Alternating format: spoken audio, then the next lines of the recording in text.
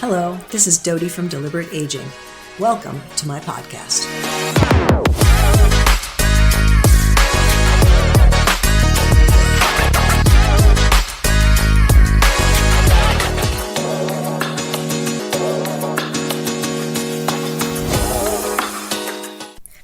Welcome to today's episode, where we're diving deep into something we all talk about but don't always practice, and that is self-care. Since it's Mental Health Awareness Month, there's no better time to reflect on why taking care of ourselves is not selfish, it's essential. So now, let's be real. When you hear self-care, what comes to mind? Maybe it's treating yourself to a fancy latte, spending the weekend at a spa, or binging an entire season of your favorite show in one sitting. And sure, those things can be self-care, but that's just scratching the surface. Self-care isn't just bubble baths and scented candles. Though, hey, if those work for you, then go for it. It's about the way we nurture our physical, mental, and emotional well-being. It's about setting boundaries, resting when needed, fueling our bodies with good food, and this one's really hard, giving ourselves permission to pause without guilt. Now here's the kicker. We do feel guilty, especially women. Society has conditioned us to prioritize others, to be caretakers, nurturers, problem solvers. And somewhere along the way, we started believing that taking care of ourselves was indulgent, not necessary. But let's flip that script. If we're running on empty, how can we possibly show up for the people who depend on us? Remember that classic airline rule, put on your own oxygen mask first. Well, that applies to life, not just flights. If we're depleted, exhausted, and burnt out, we're no good to anyone. So today we're breaking down the science behind self-care, tackling the guilt, and most importantly, giving you real strategies to prioritize yourself without apology. So I want you to walk away from this episode feeling empowered. I want you to recognize that self-care isn't selfish, it's survival. But what exactly is self-care? Well, it's one of those buzzwords that gets thrown around quite a bit. But how often do we stop to ask ourselves what it really means? At its core, self-care is anything that restores, recharges, and nourishes you. Mentally, emotionally, physically, and even spiritually.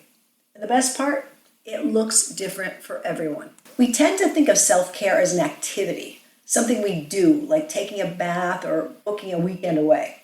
And sure, those can be part of self-care, but the concept goes much deeper than occasional indulgences.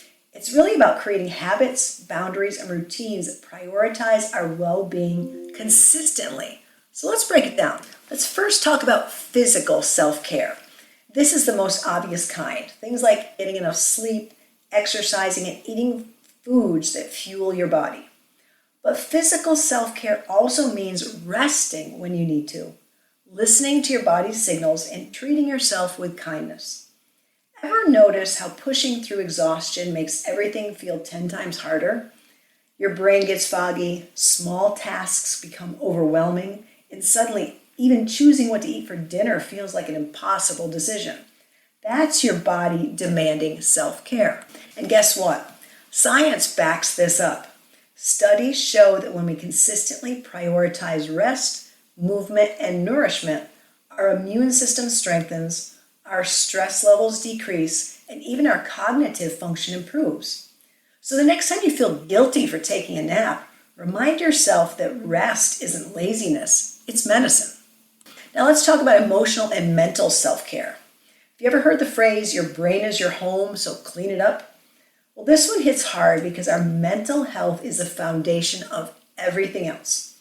Emotional self-care means processing your feelings, allowing yourself to breathe, and engaging in activities that bring joy. Some things you could try could be therapy, journaling, or meditation. Or maybe it's just saying no to things that drain you. Or maybe it's engaging in hobbies that give your mind an escape. Think painting, reading, baking, or even just watching a feel-good movie. The key here is that emotional hygiene is just as crucial as physical hygiene. You You wouldn't go weeks without showering, so why ignore your mental well-being for weeks at a time? And then there's social self-care. So wait, does this mean cutting people off who drain your energy? Well, maybe. Social self-care is about nurturing relationships that uplift and support you while also setting boundaries where needed. Now, humans are wired for connection, but here's the truth.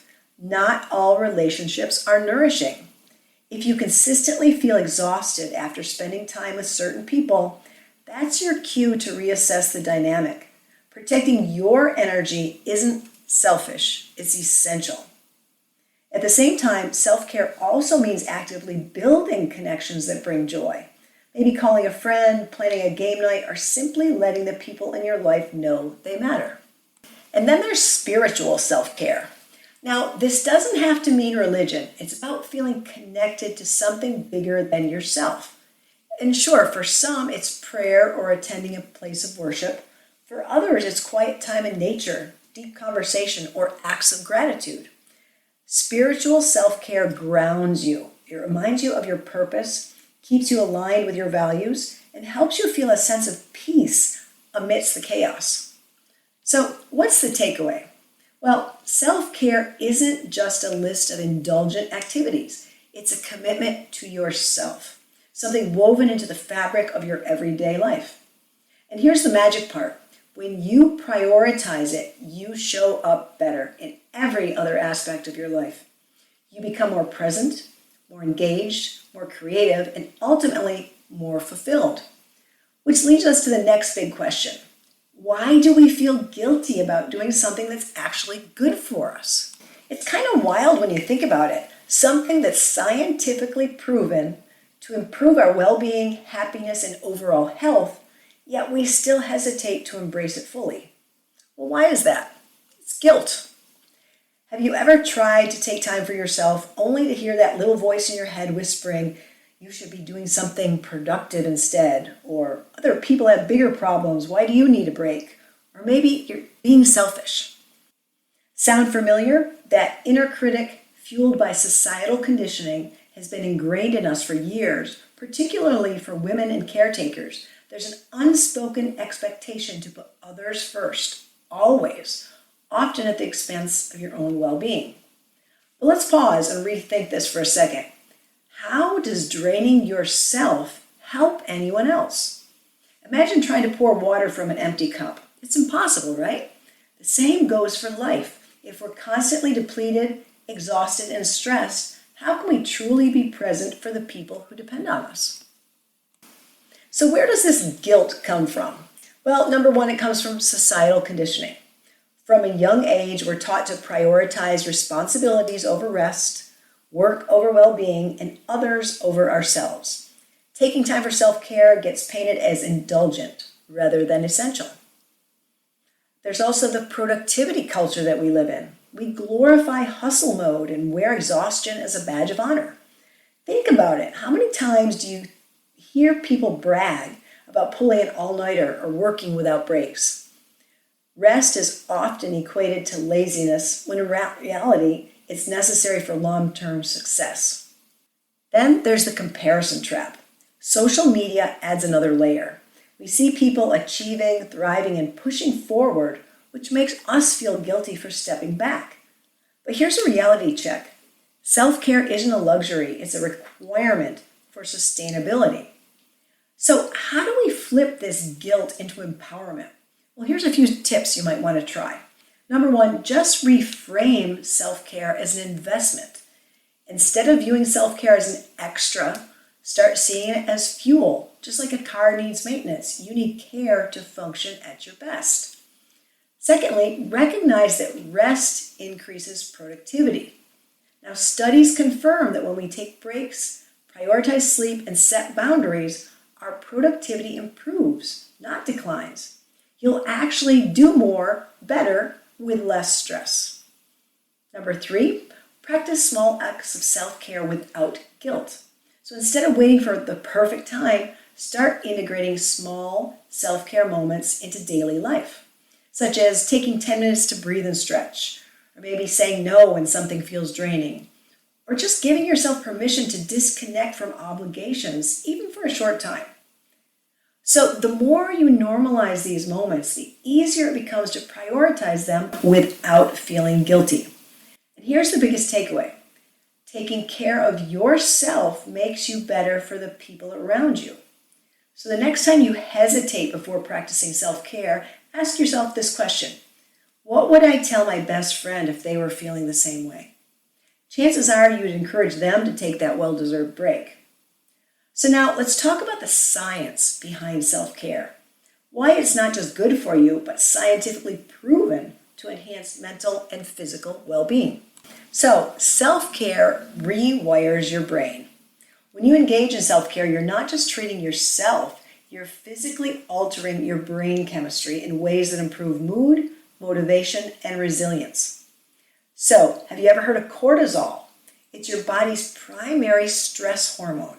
And when you're overwhelmed, your brain releases high levels of cortisol, triggering symptoms like anxiety, fatigue, and even brain fog. Studies show that mindful self-care practices like meditation, deep breathing, and relaxation help lower cortisol levels, reducing stress and improving emotional stability.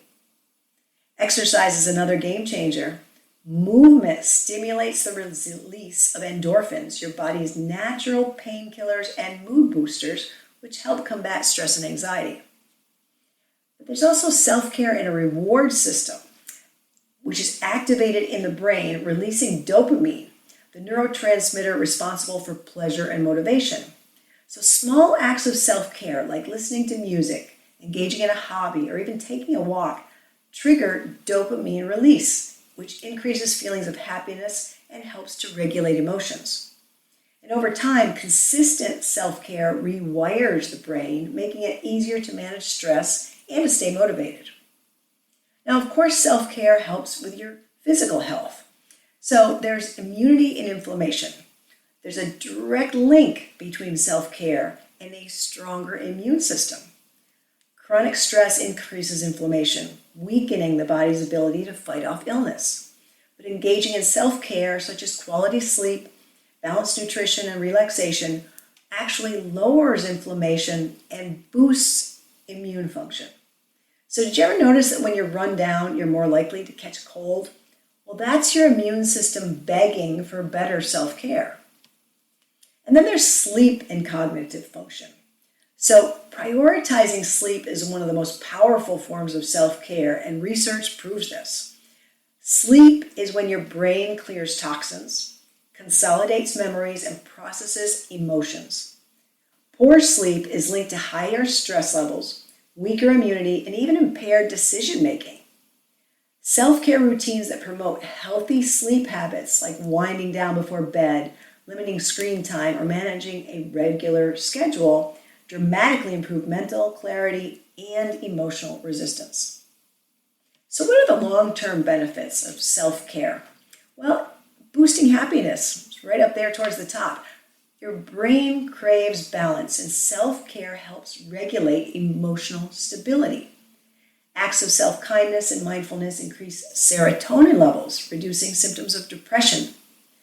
Engaging in activities that bring joy, such as creative outlets, nature walks, or laughter, stimulate the brain's happiness centers, leading to a more optimistic outlook on life. It can increase motivation and productivity. So contrary to the belief that self-care is unproductive, research shows it actually enhances motivation and efficiency. So taking breaks improves focus and memory, helping you work smarter, not harder. And rested minds perform better, making self-care an essential ingredient in long-term success. So in closing, I'd like to just remind you that self-care is not a luxury, it's a biological necessity. Science proves that when we prioritize self-care, we're actively improving our brain function, emotional stability, and even our longevity. So the next time you feel guilty for taking time for yourself, just remind yourself, this isn't indulgence, it's fundamental to my well-being. So personally, I try my best to be mindful, and I incorporate self-care whenever I need it. For example, If I'm having a tough day at work, I'll try to find a few minutes to get up from my desk, stretch my legs, and look out a window. So I personally often get tension headaches from staring at my laptop for extended periods of time. So I find that looking out the window helps my eyes to relax. Well, actually, it helps my whole body relax. So I do it as often as I can. And I do feel better when I eat healthy meals, when I sleep well, when I move my body daily with some exercise. Hey, but let's be real. Do I make this happen every day? No, absolutely not. But I do my best, and that's all that matters.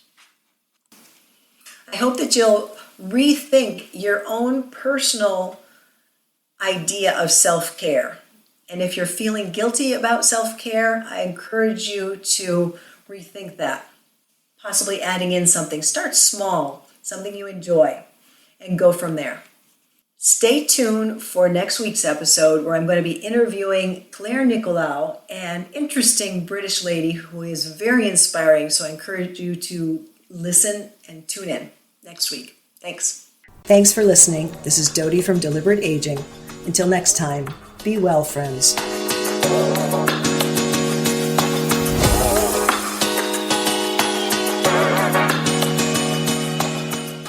This podcast is presented solely for informational and educational purposes only.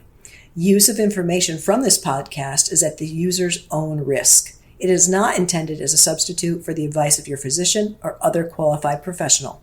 We are not responsible for any losses, damages, or liabilities that may arise from use of this podcast.